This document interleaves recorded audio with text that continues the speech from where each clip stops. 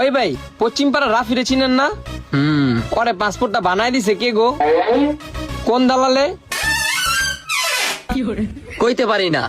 না, আপনি তো দালালি করেন না, আপনি তো জানার কথা কে পাসপোর্টটা বানাই দিছে। এই বেটা আমি কি দালাল? দালাল কা করে কয়?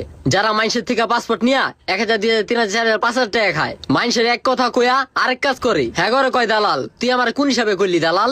আচ্ছা ভাই, ভুল হইছে, আপনি সৎ দালাল। এখন কোন তো পাসপোর্টটা কে বানাইছে? তুই তো এই ঘুরা ফিরে আমার আবার দালালই কইলি। আচ্ছা ভাই ঠিক আছে, আপনার দালাল কমু না, কোন ওরে পাসপোর্টটা কে বানাই দিছে? এই তুই আনতে যা, তো তুই আনতে যা। কোন না ভাই, ওই দালালে দিয়ে আমি পাসপোর্টটা বানাবো। তুই যাবি আনতে? যা। কোন যাস না কে? শালার পুতে আমার দালাল কয়, আমি হইছি আদম ব্যবসায়ী। কিরে এইভাবে দাঁড়াইনে থেকে কি কইতেছ ক? চাচা আপনারা হয়তো বা জানেনি, আব্বা আম্মা আমারে বিদেশ পাঠাইবো। পাসপোর্ট মাসপোর্ট যা ছিল সবই বানায় ফেলাইছি। এখন ভিসা লাগাইতে অনেক টাকা লাগবো। আমরা টাকাটা কোনোভাবে জোগাড় করতে পারতাছি না। মানুষের থেকে হাওলাত চাইছি, কেউ টাকা পয়সা হাওলা তো দিতে চাইতেছে না। আব্বা চেয়েছিল কিস্তি উঠাইবো, কিন্তু আম্মা কেমন জানেননি তো, এই কিস্তি মিস্তি পছন্দ করে না। আমার এক কথা দরকার হলে আমি না খেয়ে থাকবো, তারপর ওই কিস্তির ধার কিনারে আমি যাবো না। এখন চাচা আপনি যদি আমার টাকাটা দিতেন, আমি বিদেশ যা আবার আপনার এই টাকাটা আস্তে আস্তে পরিশোধ করে দিব। বাজান তোরে কেমনে টাকা দেবো? আমি তো বাড়ির কাজ ধরছি, টাকার জন্য তো বাসার টিংডো আমি লাগাইতে পারতাছি না। আর কদিন আয় কতি তাহলে আমি দিতে পারতাম।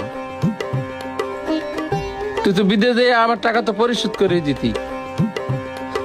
এখন আর কি করবো চাচা, আপনি শেষ সম্বল ছিলেন আমার।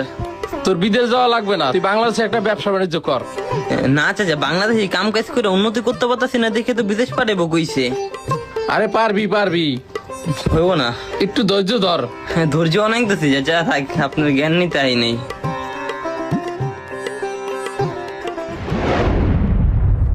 ভাই এই যে মরা ডাব গাছটা দেখতেছেন না, এই ডাব গাছের থেকে ওই ডাব গাছ পর্যন্ত আর কি এতটুকু আমাকে জমি। যে এই জমিটা কিনা নিবো, হ্যাঁ জিতবো, সামনে রাস্তা 10 ফুটি। আমাকে বেচেন নিয়ে ছিল না ভাই, আমরা ঘরে উঠে থাকতাম, কিন্তু পরিস্থিতি মনে করেন একটা। তুই বলে জমি বেচছে লাভি? হ্যাঁ, আর কিছু করার নাই তো। আব্বা আম্মা কইছে যে জমিটুকু আছে এইটুক বেচে এই টাকা দিয়ে বিদেশ পাঠাইবো। তুই যে ওদিন আমার বাসায় গেলি, জমি যে বেচছে লাভি, তুই যে আমার কাছে কলি না।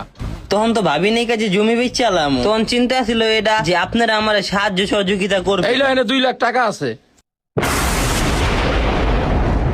এই যেন এক নতুন ভোরে আলোকিত হওয়া অন্ধকার শহর। হাল ছেড়ে দিয়েছিলাম সবটুকু, ভাবি নাই কখনো এই অন্ধকার ঘরে আলো আসবে। বাকি টাকা কালকে দিমু, তুই জমি আমার নামে দলিল করে দিবি। মাটি থেকে আকাশ যেমন ধারে মনে হয়, তেমনি আমাদের অনেক ভাবনা কখনো বাস্তব